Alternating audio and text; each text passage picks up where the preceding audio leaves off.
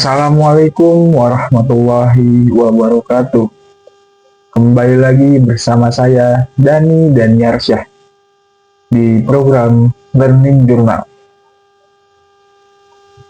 Pada mata kuliah Teknik Reportase dan Investigasi Berita di tanggal 8 September 2025, Bapak Adi Kusuma menyampaikan materi tentang teknik reportase.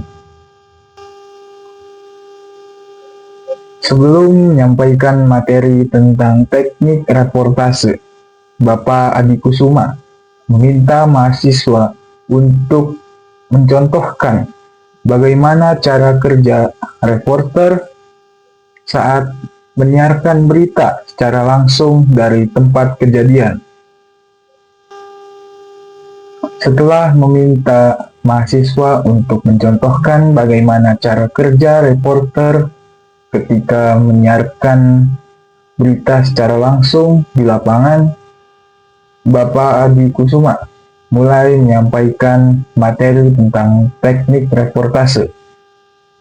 Di penyampaian materi kali ini, Bapak Adi Kusuma sedikit mengulang materi di semester sebelumnya dalam mata kuliah penulisan berita dan artikel, yaitu seperti pengertian berita. Apa itu berita? Berita adalah suatu laporan cerita dari sebuah kejadian penting yang bisa menarik perhatian umum. Setelahnya, jenis-jenis berita, yaitu jenis-jenis berita ada fake news, in-depth news, feature news, dan juga soft news. Setelah menyampaikan jenis-jenis berita, Bapak Adi Kusuma menjelaskan apa itu nilai-nilai berita. Nilai-nilai berita ada magnitude, proximity, aktual, impact, unusualness, human interest, conflict, surprising, sex, dan information. Setelahnya ada syarat berita. Syarat berita ada aktual, faktual, penting, menarik, dan seimbang.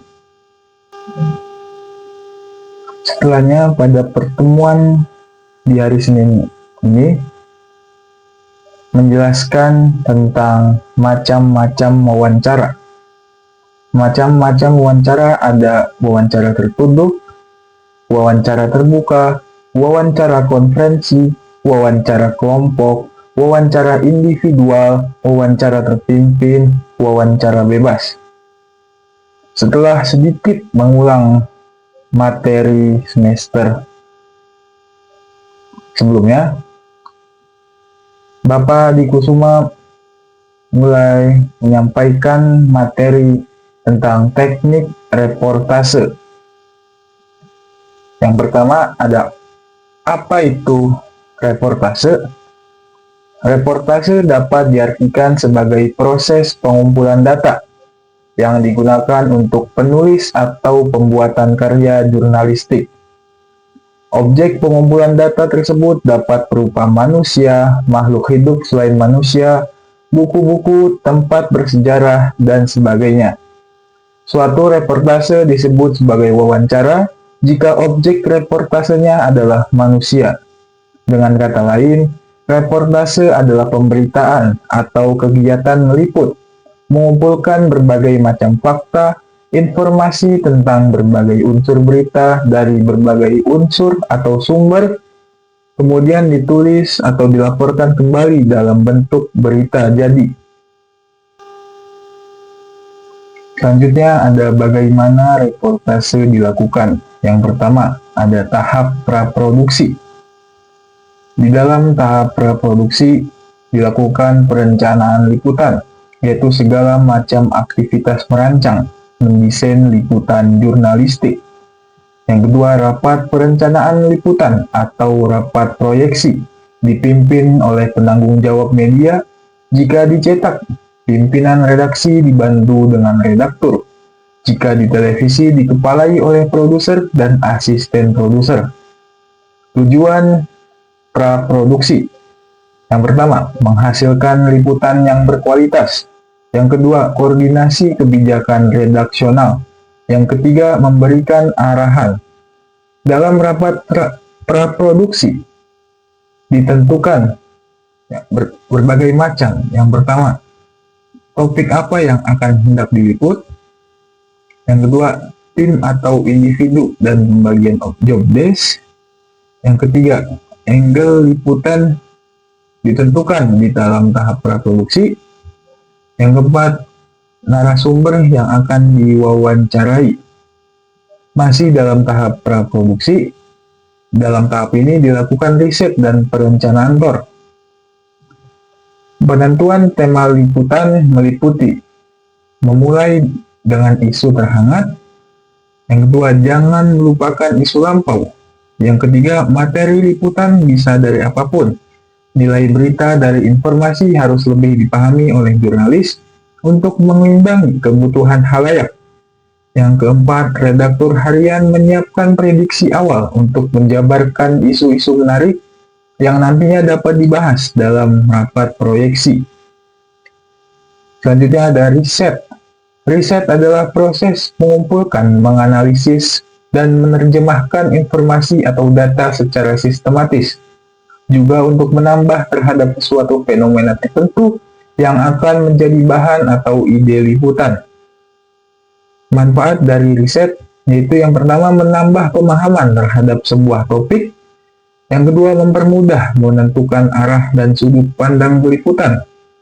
Yang ketiga, menjadi pemandu dalam memulai peliputan. Yang keempat, semakin dalam riset, semakin baik dalam peliputan. Sumber riset yaitu bisa dari internet, koran dan majalah, materi seminar dan laporan instansi, buku, dan lain-lain. Hasil dari riset dapat menjadi outline atau garis besar liputan, yaitu berupa latar belakang permasalahan, arah liputan, kebutuhan materi, atau gambar, data, visual, foto, dan sebagainya. Juga menentukan narasumber yang diperlukan. Riset lapangan diperlukan untuk menyiasati berbagai macam ketidaksesuaian di lapangan dari prediksi sebelumnya. Tahap yang kedua adalah tahap produksi atau proses liputan. Dalam tahap ini, reporter harus mencari narasumber yang siap untuk diwawancara. Pengertian narasumber adalah sebagai sumber berita. Narasumber dapat berasal dari berbagai kalangan yang dapat membantu melengkapi liputan. Narasumber dapat diartikan pelaku atau orang terdekat yang dapat dimintai keterangan. Tahap yang ketiga yaitu tahap pasca produksi atau finishing. Dalam tahapan ini dilakukan proses editing, evaluasi, dan distribusi berita.